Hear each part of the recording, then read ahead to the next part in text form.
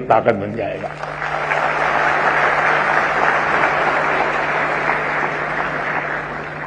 माननीय प्रधानमंत्री जी, आपने जिस स्नेहपूर्ण सरलता से हमें ध्यान की विधि सिखाई, निश्चय ही मेरी तरह सबका मन खिल उठा है।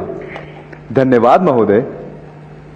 माननीय प्रधानमंत्री जी, खनिज संसाधनों से समृद्ध राज्य, मनोरम पर्यटन स्थल रामगढ़ झारखंड से कक्षा 10वीं की छात्रा श्वेता कुमारी आपसे अपने प्रश्न का समाधान चाहती हैं।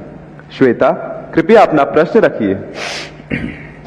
माननीय प्रधानमंत्री जी, नमस्कार। मैं श्वेता कुमारी केंद्रीय विद्यालय उत्तराखंड की 10वीं की छात्रा हूँ। मैं आपसे एक प्रश्न करना चाहती हूँ। मेरी पढ़ाई में प्रोडक्टिविटी रात के समय अधिक होती है, पर सब मुझे दिन में पढ़ने को बोलते हैं। मैं क्या करूँ? धन्यवाद। धन्यवाद श्वेता। आदरणीय प्रधानमंत्री जी, नमो ऐप के माध्यम से प्राप्त प्रश्न जिसमें राघव जोशी के सामने एक अजीब सी दुविधा है। माँ बाप हमेशा कहते हैं पहले पढ़ाई करो फिर खेल कूद करो, लेकिन उन्हें लगता है कि खेलने कूदने के बाद पढ़ाई करते हैं तो उन्हें चीजें बेहतर तरीके से समझ में आती हैं। कृपया राघव एवं श्वेता के साथ साथ उन जैसे कई विद्यार्थियों को समझाएं कि वे ऐसा क्या करें कि उनकी प्रोडक्टिविटी श्रेष्ठतम हो। हम सबकी दुविधा का समाधान करने की कृपा करें। माननीय प्रधानमंत्री जी।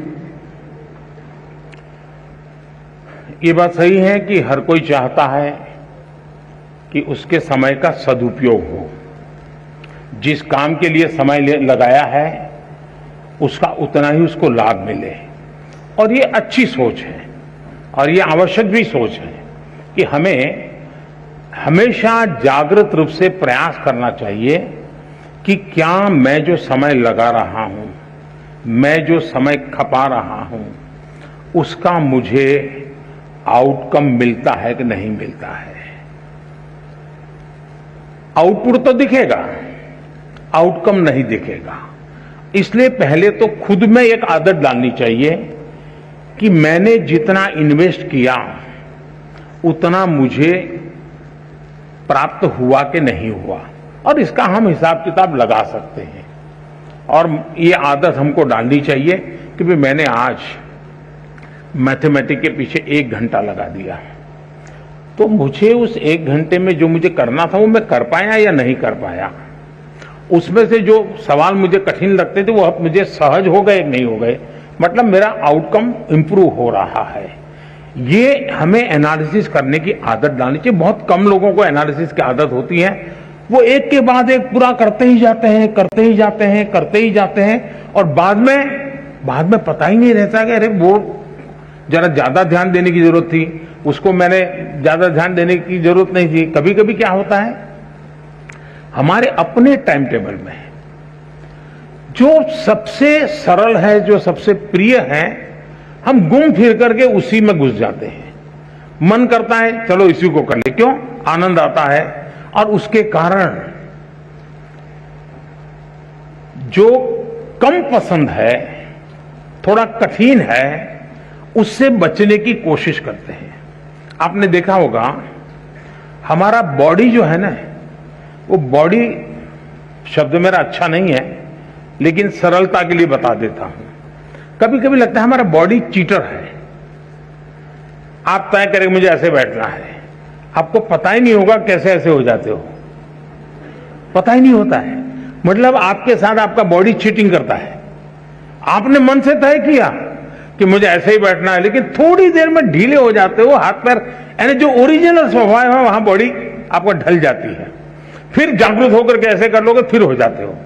मतलब ये बॉडी जैसे चीटर है ना, वैसे मन भी चीटिंग करता है कभी कभी, और इसलिए हमें इस चीटिंग से बचना चाहिए। हमारा मन हमारा चीटर नहीं बनना चाहिए। वो कैसे बन जाता है कि जो चीज मन को पसंद है हम उसी पे चले जाते हैं। हमें जो जरूरी है, महात्मा गांधी जी श्रेय और प्रेय की बात करते थे। जो चीज श्रेयस्कर है और जो चीज प्रिय है, व्यक्ति श्रेयस्कर के बजाय प्रिय की तरफ चला जाता है। जो श्रेयस्कर है उस पर हमने चिपक के रहना चाहिए, यह बहुत आवश्यक होता है। और उसी की तरफ अगर मन चीटिंग करता है वहां ले जाता है, फिर खींच के ले आओ, तो आपकी प्रोडक्टिविटी एंड आपका आउटकम बढ़ेगा और उसके लिए प्रयास करना चाहिए। दूसरा, ये जो सोचना कि मैं रात को पढ़ूं तो अच्छा होता है, कोई कहता है मैं सुबह पढ़ूं तो अच्छा होता है, कोई कहे खाना खा करके पढ़ूं तो अच्छा होता है, कोई कहता है भूखा रह करके पढ़ूं, ये हर एक की अपनी अपनी प्रकृति होती है। आप ऑब्जर्व कीजिए अपने आप को, किस चीज में आप कंफर्टेबल हैं। एक्चुअली है आप कंफर्ट होने चाहिए। अगर आप कंफर्ट नहीं है उस परिषद से, बैठने से, उठने से, तो आप शायद उसको नहीं कर। और कुछ लोग ऐसे होते हैं कि एक ही प्रकार की जगह होगी तब नींद आएगी उसको। मुझे याद है, मैं बहुत साल पहले एक मूवी देखी थी। उस मूवी में एक दृश्य आता है, कोई एक व्यक्ति झुग्गी झोपड़ी के पास अपनी जिंदगी गुजारता है और फिर अचानक कोई अच्छी जगह पे रहने जाता है। उसको नसीब आता है लेकिन नींद नहीं आ रही है। और नींद क्यों नहीं आती, तो फिर अपना दिमाग खपाता है, तो वो जाता है रेलवे स्टेशन पे और रेल की पटरी की जो आवाज, खटापट की आवाज, उसको टैप करता है और घर में ला करके वो टैप रिकॉर्ड शुरू करता है और फिर सो जाता है, नींद आ जाती है।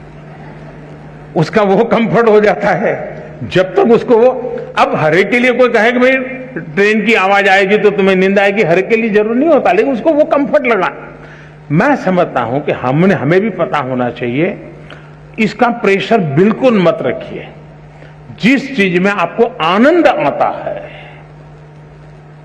आपको कम से कम उसके लिए अपने आप को एडजस्ट करना पड़ता है, वो रास्ता छोड़ने की जरूरत नहीं है। लेकिन उस कंफर्ट अवस्था में भी आपका काम है आपकी पढ़ाई, आपका काम है मैक्सिमम आउटकम, उसमें से जरा भी हटना नहीं है। और मैंने देखा है लोग कैसे काम करते हैं। कभी कभी हम सुनने को तो अच्छा लगता है कि फलाना व्यक्ति 12 घंटे काम करता है, 14 घंटे काम करता है, 18 घंटे काम करता है, सुनना अच्छा लगता है। लेकिन एक्चुअली 18 घंटे काम करना क्या होता है, मेरे जीवन में एक बहुत बड़ा लेसन है। मैं जब गुजरात में था तो केका शास्त्री जी करके एक बहुत बड़े विद्वान थे। स्वयं तो 5वीं 7वीं कक्षा तक ही पढ़े थे, लेकिन अनेक ग्रंथ लिखे थे उन्होंने, दर्जनों ग्रंथ लिखे थे और वो पद्म सम्मान से भी सम्मानित थे। वो जीवित रहे थे 103 साल और जब मैं वहां था तो मैंने उनकी शताब्दी का ऑफिशियल कार्यक्रम सरकार का किया था। मेरा उनके साथ बड़ा निकट रिश्ता जैसा था, बड़ा प्यार रहता था मुझ पर उनका। तो मैं बहुत साल पहले, तब तो मैं मुख्यमंत्री भी नहीं था, तो हमने एक बार कार्यक्रम बनाया कि उनको लेकर के राजस्थान के तीर्थ क्षेत्रों पर मैं उनको दर्शन करने के लिए ले जाऊंगा। तो मैं उनको लेकर के चला, तो हम एक व्हीकल में थे सब लोग। मैं देखता था कि उनके पास बहुत कम लगेज था, लेकिन उसमें भी ज्यादा लगेज उनकी लिखने पढ़ने की चीजें थी। कहीं रेलवे का क्रॉसिंग आता था तो बंद हो जाता था, रुक जाना पड़ता था जब तक ट्रेन पारित नहीं होती, वो दरवाजा खुलता नहीं था, आगे बढ़ते नहीं थे। अब उस समय हम क्या करते हैं, हम या तो नीचे उतर के थोड़ा टहलेंगे या कोई सिंह चना बेचता होगा तो लेकर के खाएंगे। हम अपना समय, मैं देखता था कि जैसे ही खड़ी हुई गाड़ी, वो अपने थैले में से कागज निकालते थे और एकदम से लिखना शुरू कर। तब उनकी उम्र मैं समझता हूं 80 तो करीब पहुंच गई होगी। यानी समय का कैसे उपयोग करना, आउटकम किसको कहते हैं, मैं इतनी बारीकी से उनको देख रहा था। और शायद तीर्थ यात्रा के समय में रिलैक्स रहना, घूमना फिरना, देखना, बातें, सारा बाजू में अपना काम करते ही रहना, किसी भी परिस्थिति में करते रहना, मैं समझता हूं ये बहुत आवश्यक होता है। जीवन में इसे बहुत कुछ मिलता है।